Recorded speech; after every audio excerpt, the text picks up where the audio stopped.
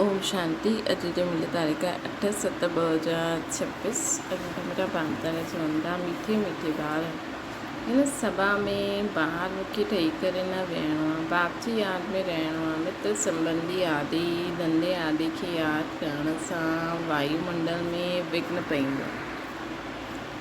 प्रश्नाता ॿारनि जे रूहानी ड्रिल जी विशेषता छा आहे जंहिंखे मनुष्य न करे सघंदा आहिनि।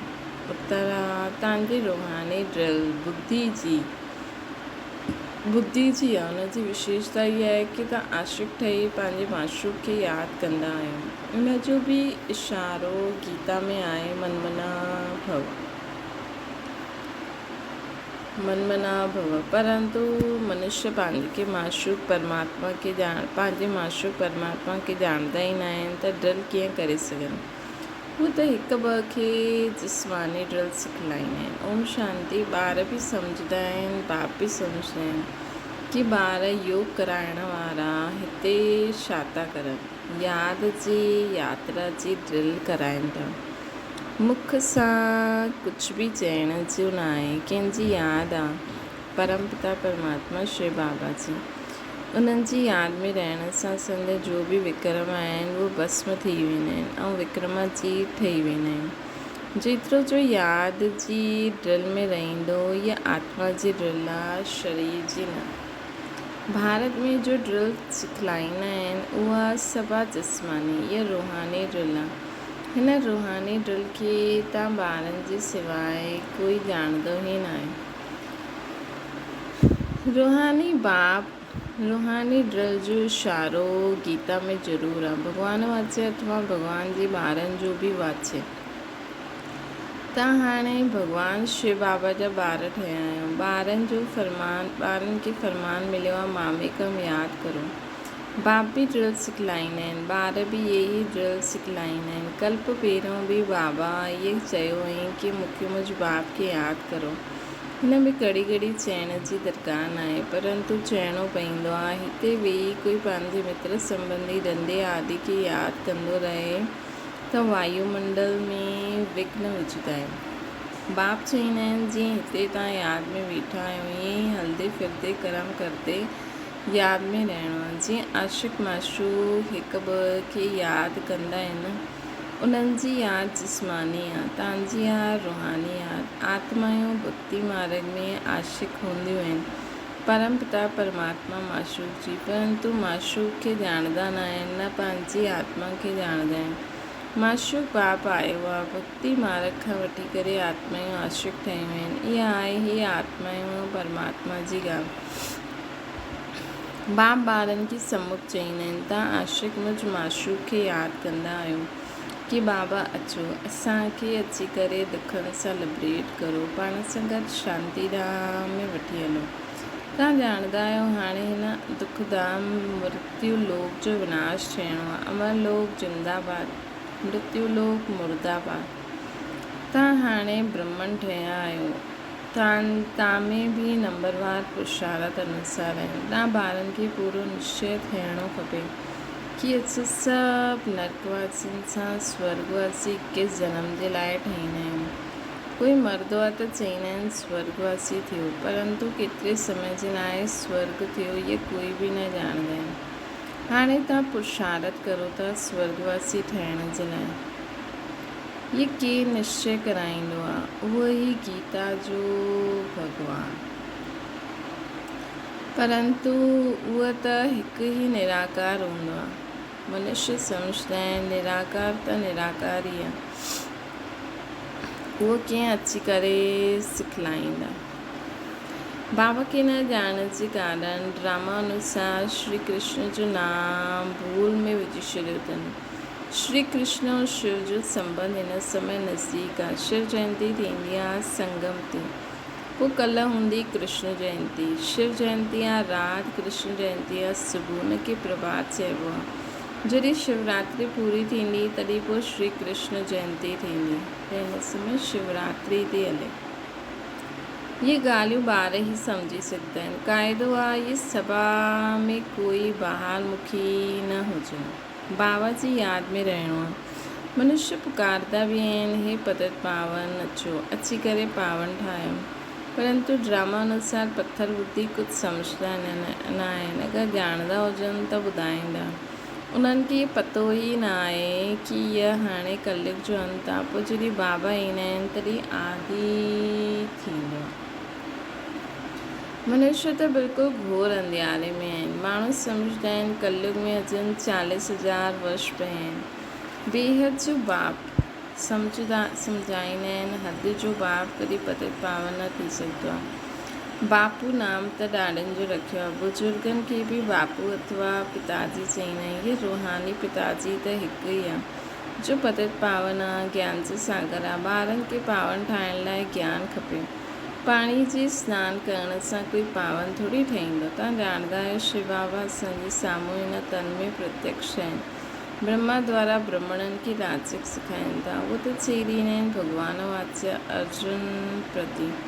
ब्राह्मणनि जो नाम निशान न आहे। ॻायल बि आहे ब्रह्मा द्वारा स्थापना, विष्णु द्वारा पालना। स्थापना त ब्रह्मा द्वारा ई कंदा, न कि विष्णु द्वारा, न शंकर द्वारा।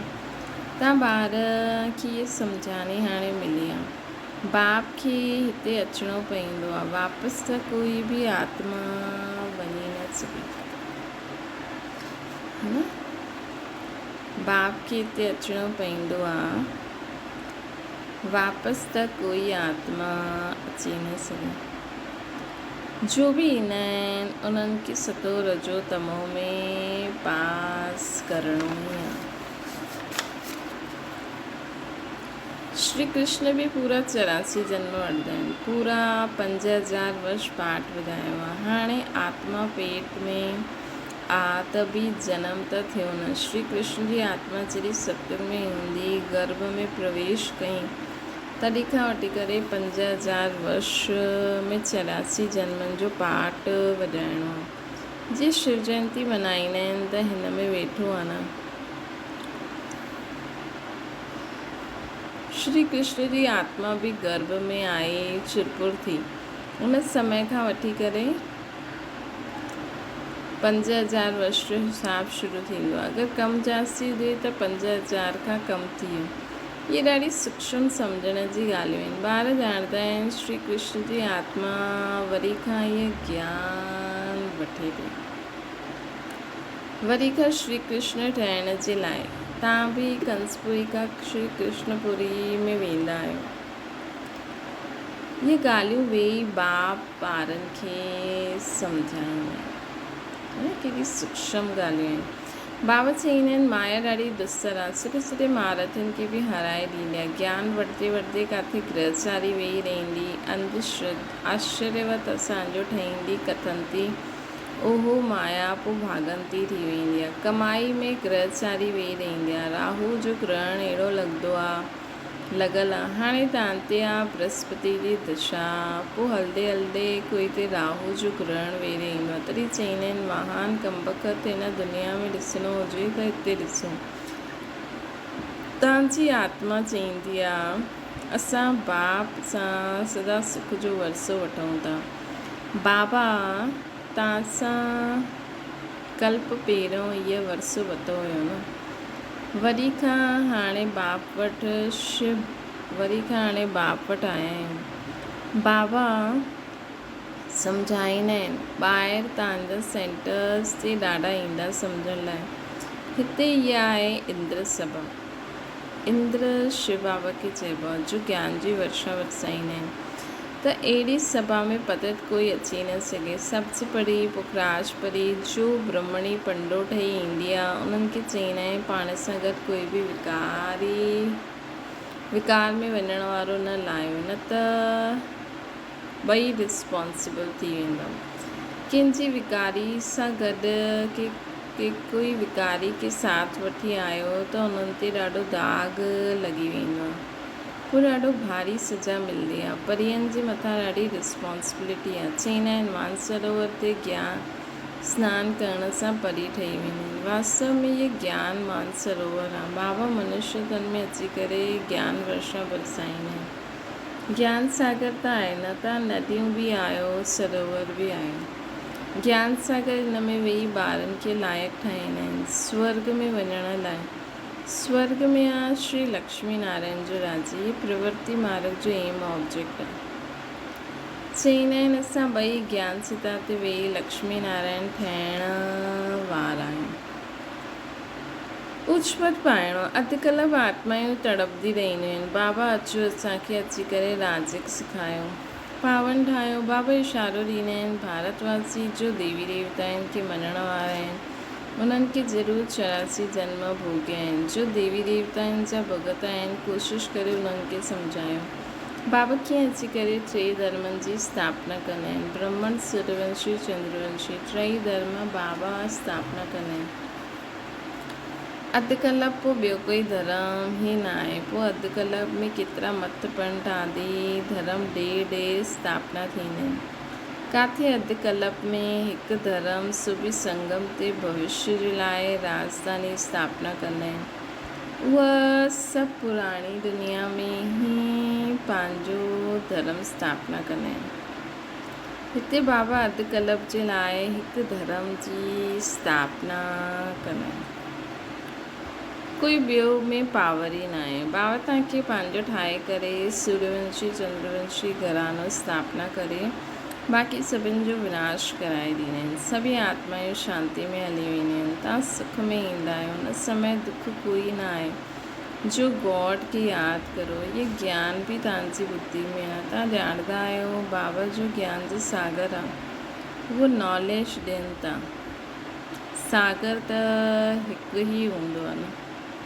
तव्हां पंहिंजे खे सागर न कहलाईंदा। तव्हां हुननि सां मददगार ठहींदा। इन करे तव्हांजो नाम ज्ञान गंगायूं आहिनि। बाक़ी उहा आहिनि पाणी जी गंगा। बाबा चईंदा आहिनि मुझ सागर सां तव्हां ॿारनि मुझ सागर जा तव्हां ॿार कामचिता ते वेही जली मरी विया आहियो।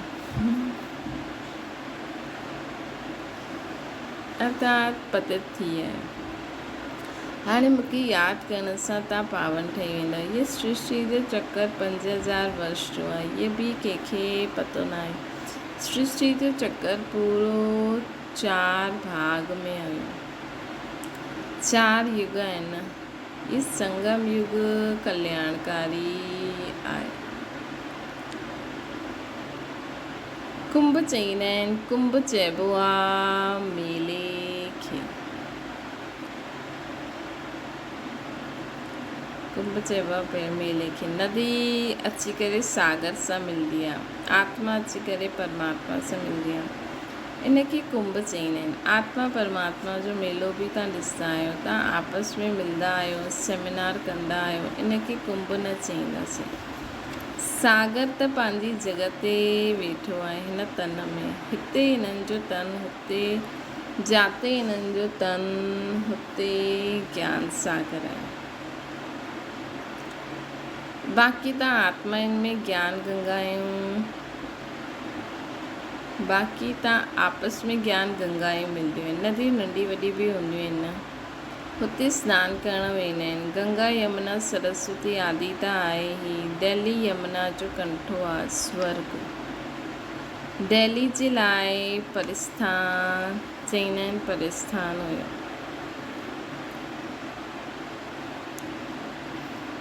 जॾहिं लक्ष्मी नारायण जो राज्य हुयो इहे न कि श्री कृष्ण जो राज्य हुयो। राधे कृष्ण युगल थियनि तॾहिं त राज्य करनि। हाणे त ॿार केतिरा ख़ुशी में आहियो। माया जी तूफ़ान त ॾाढा ईंदा। बेहद जी बॉक्सिंग आहे। हर हिक जी 5 विकारनि सां गॾु युद्ध हलंदी आहे। असां चाहींदा आहियूं बाबा खे निरंतर यादि करो। माया असांजो योग उड़ाए ॾींदी आहे। इहे खेल बि ॾेखारींदा आहिनि। परमात्मा पंहिंजी तरफ़ खींचंदो आहे, माया पंहिंजी तरफ़। अहिड़ो हिकु नाटक ठाहियो आहे। बाइस्कोप जो फैशन हाणे निकितो आहे। इन खे ड्रामा अनुसार बाइस्कोप ते ई सम्झाइणो हुयो। तव्हांखे ड्रामा अनुसार बाइस्कोप ते ई सम्झाइणो हुयो। नाटक में अदली बदली थींदी आहे। इहा त अनादि अविनाशी ड्रामो ठहियलु आहे। बनी बनाई बन रही, फलानो मरियो एतिरो ई पार्ट हुयो, हाणे चिंता छो करो। ड्रामा आहे न, शरीर छॾे ॾिनो पोइ थोड़ी अची सघंदो। रोइण सां फ़ाइदो छा आहे? हिननि जो नाम ई आहे दुखदा। सत्युग में मोह जी राजाई हूंदा। इन ते कहानी बि आहे न, सत्युग में मोह जी ॻाल्हि हूंदी न आहे। हिते त मनुष्यनि जो केतिरो मोह आहे। कंहिंखे रोइण न अचे त रोई करे बि उन्हनि खे रुलाए ॾींदा आहिनि, त सम्झनि कि अफ़सोस कंदा आहिनि, न त ग्लानी थी वेंदी। भारत में इहे सभु रिवाज आहे। भारत में सुख ॾाढो ॾाढो दुख थींदो आहे। भारत में गॉड गॉडेस राज्य कंदा हुया। विदेशी माण्हू पुराणी वॾी ख़ुशी पुराणा चित्र वॾी ख़ुशी सां वठंदा आहिनि। पुराणी चीज़ुनि जो मान थींदो आहे। सभिनि खां पुराणो शिव त हिते आयो आहे न, उन्हनि जी केतिरी पूजा कंदा आहिनि। हाणे त शिव बाबा आया आहिनि, तव्हां पूजा न कंदा, उहा थी करे विया त उन्हनि जी पूजा कंदा आहिनि। हाणे न कंदा आहियूं, जॾहिं थी करे हली वेंदा द्वापर में कंदासीं। अच्छा, मीठी मीठी सिकी लॾे ॿारनि प्रति माता पिता बाप दादा जो यादि प्यार ऐं गुड मॉर्निंग। रूहानी बाप जी से सभिनि रूहानी ॿारनि खे नमस्ते। असांजी बि रूहानी माता पिता बाप दादा खे यादि प्यार गुड मॉर्निंग ऐं नमस्ते। धारणा जे लाइ मुख्य सां ड्रामा जे ज्ञान खे बुद्धि में रखी सदा निश्चिंत ठहिणो आहे। कहिड़ी बि प्रकार जी चिंता न करणी आहे। श्री ॼाणंदा आहियो बनी बनाई बन रही, निर्मोही ठहिणो आहे। ॿियो आहे बाप द्वारा जबकि बृहस्पति जी दशा वेठी आहे त संभाल करणी आहे। राहु जो ग्रहण न लॻी वञे। कोई बि ग्रहचारी हुजे त उनखे ज्ञान दान सां समाप्त करणो। बाबा चवंदा आहिनि सेवा कंदा त विघ्न खलास थी वेंदा, त ज्ञान दान करो त ग्रहचारी ख़तमु थी वेंदी। वरदाना स्वयं जे टेंशन ते अटेंशन ॾेई करे विश्व जो टेंशन समाप्त करण वारा विश्व कल्याणकारी ठहो। जॾहिं ॿियनि जे प्रति जास्ती अटेंशन ॾींदा आहियो त पंहिंजे अंदरि टेंशन हलंदो आहे। इन करे विस्तार करण जे बजाए सार स्वरूप में सिद्ध थी वञो। क्वांटिटी ते संकल्प खे समाए करे क्वालिटी वारा संकल्प करो। पहिरियों पंहिंजे टेंशन ते अटेंशन ॾियो, तॾहिं विश्व में जो अनेक प्रकार जी टेंशन आहे उनखे समाप्त करे विश्व कल्याणकारी ठही सघो। पहिरियों पंहिंजे खे ॾिसो, पंहिंजी सर्विस फस्ट। पंहिंजी सर्विस कई त ॿिए जी सर्विस स्वतः थी वेंदी। स्लोगन आहे योग जी अनुभूति करणी आहे त दृढ़ता जी शक्ति सां मन खे कंट्रोल करो, त योग जी अनुभूति थींदी। मन में कोई बि संकल्प न अचे सिवाय बाबा जी। बुद्धि परमधाम में बाबा वटि हुजणी खपे। अव्यक्त इशारो जेतिरो स्थापना जे निमित्त ठही हुई ज्वाला रूप हूंदो, ओतिरो ई विनाश ज्वाला प्रत्यक्ष थींदी।